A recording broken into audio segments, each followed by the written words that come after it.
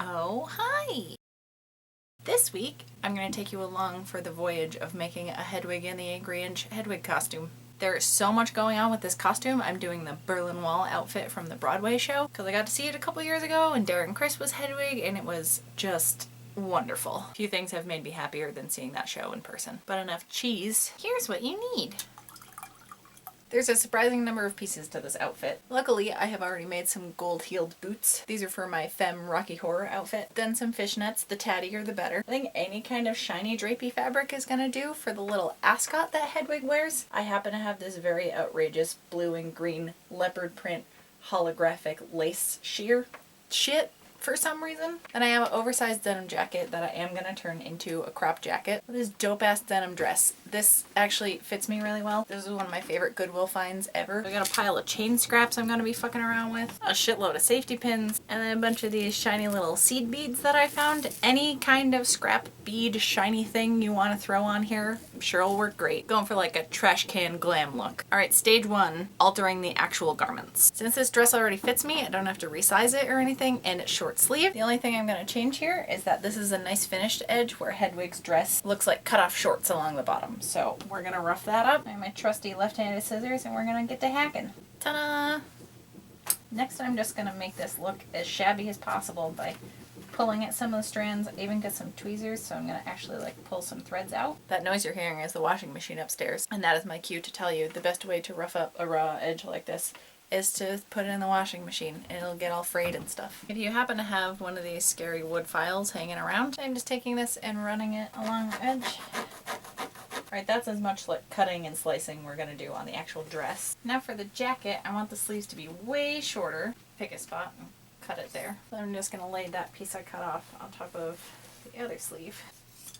Cuff these, and as far as cropping it, I'm just going to cut it a little bit below this second button so that I can fold everything over and do a nice clean hem along the bottom. And take it a little bit higher coming around the back. I'm going to tuck the raw edges under and do a little straight stitch around. The jacket has been cropped and hemmed. I decided to stitch the sleeves down because folding them up loosely was making these a little too short, and I do want to put some accents on the outsides of the sleeves. Now that I have the whole bottom of the jacket to play around with, I cut out a big rectangle denim panel that I will eventually be safety pinning along the bottom here after we paint it. Speaking of, item I didn't list that you definitely need for this is a shitload of paint, which conveniently enough is phase 2 of this costume. Again, I'm going to start with the dress. I'm going to do my favorite part of the painting, which is the white handprints on the butt. So I can get some white hand on my paints. No. I did start a second drink, but it's not like I'm that far into it. White paint on my hands, then butt. Now you get to make some orakai. Just kidding. Now you get to place this. Oh god. I get right in there. Wiggle my hands around. The things I do for the internet. Alright, next I'm going to move to like the small of the back. I'm going to take some yellow. I have a small to medium width paintbrush tip. I'm basically making a background for the red letters that are going to say "with me," because that little denim panel that we're going to add to the front is going to say "Yankee Go Home." Got the background for that going. While I let this dry, and because I don't want to get off my ass to rinse out my paintbrush yet, I'm going to do some swatches of yellow on the panel. BTW. This is what I meant vaguely by swatches. Now I think this is dry enough to fill in finer red letters. Honestly, the most difficult part would be if you were to make the denim pieces from scratch, or just taking the time to find them at the thrift store. But I lucked out because I live in New Hampshire and everything's either denim or flannel. Unironic flannel, by the way. I'm totally into how this is coming out. Okay, now back to this one to add some red swatches, because again, there's already red paint on the brush. Work smarter, not harder.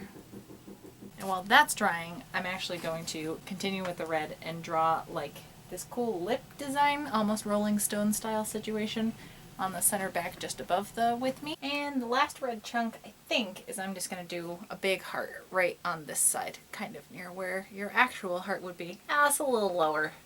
My heart's kind of in my stomach because I fucking love food. Now I'm going to paint some more white, not with my hands this time. There's a very intricate painting on this section of the dress, what I assume is Adam and Eve. It's very beautifully done. I'm going to go more stick figure bathroom sign character route. Amazing, right? While I have the white out, I'm just going to do some little like accents. Now we're going to take the black paint. I think this is the last thing we're going to be painting. I'm going to write the "Yankee Go Home" on this part finally.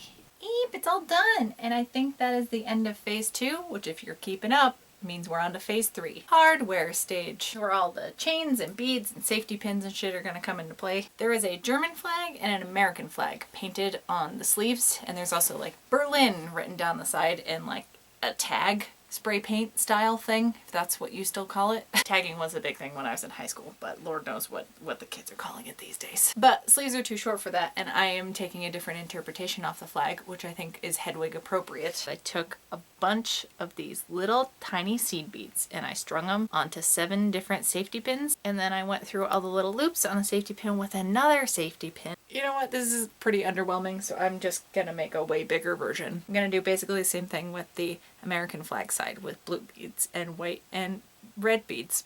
I know what country I'm from and what our flag looks like. So here's my German flag set of pins, my American flag set of pins. I'm also gonna add a fuckload of safety pins for all the decorations that go along the back of the jacket. I have a bunch of tiny chain scraps that are either left over from a previous project or like these are from some old earrings. I'm just gonna add a bunch of lengths and stitch them along the bottom like some fun 1920s flapper fringe. And I'm gonna be the dangliest bitch on campus. Oh my god, you guys, this looks so dope. Oh cool, one of them already fell off.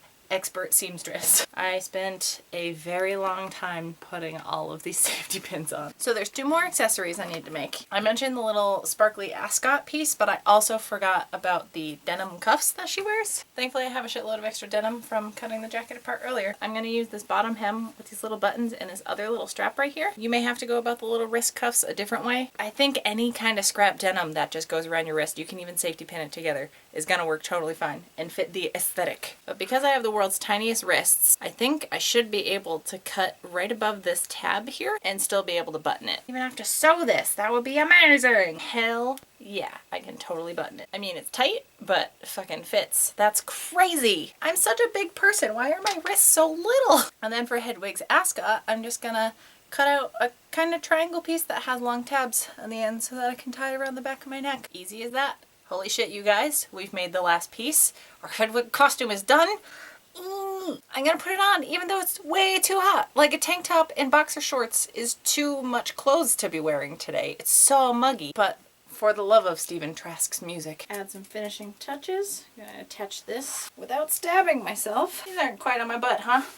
This isn't gonna be styled like Hedwig's at all, but I figure this will give more of the effect. Oh, I gotta do the makeup. Oh, I have to do the makeup. You guys, I'm Hedwig! This is bonkers. Jacket looks dope.